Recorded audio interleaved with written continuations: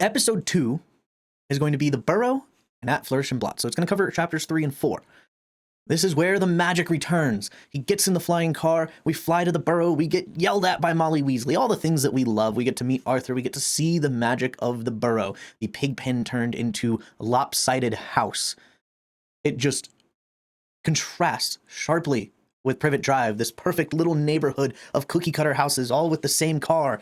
Then we get to the Burrow, where it's this giant, leaning every which way, no straight up angles, all obtuse and acute angles. Nothing's square.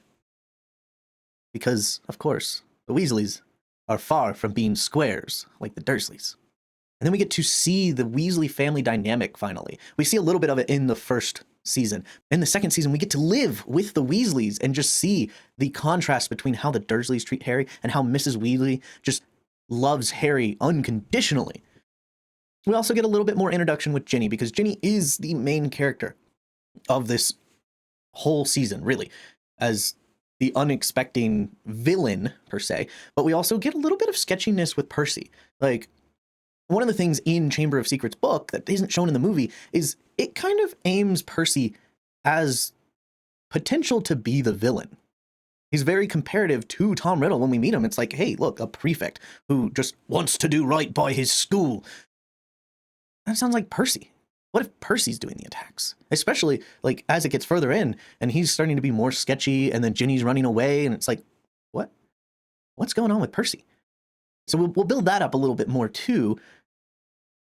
Then we finally get the trip to Diagon Alley. Well, once Harry gets to Diagon Alley, because we are going to make a quick pit stop at Borgin and Burke's and Nocturne Alley, where we'll see a little bit more of what happens, maybe see Draco getting his Hand of Glory, which even in the books, it talks about the Hand of Glory, and then we never hear about it again until the 6th book, where it's like, oh yeah, no, Draco has the Hand of Glory. And it's like, did they buy that? I don't remember it being bought. It was just brought up in the 2nd book, and then all of a sudden it's like, hey, he's actually got one. And it apparently works with Peruvian Instant Darkness powder. But then we get to Flourish and Blotts finally, and we have the first scene with Lockhart. It's just a very brief taste, because he's not the main focal point at this point. The main focal point is Lucius Malfoy. We are introduced to one of the villains of the entire series, and he's going to be fighting Mr. Weasley. We get to see that fight finally, and then at the end, we see him throw the books into Ginny's cauldron. But when he took one, now there's 2. Nothing. Maybe he actually took 2. We didn't really notice.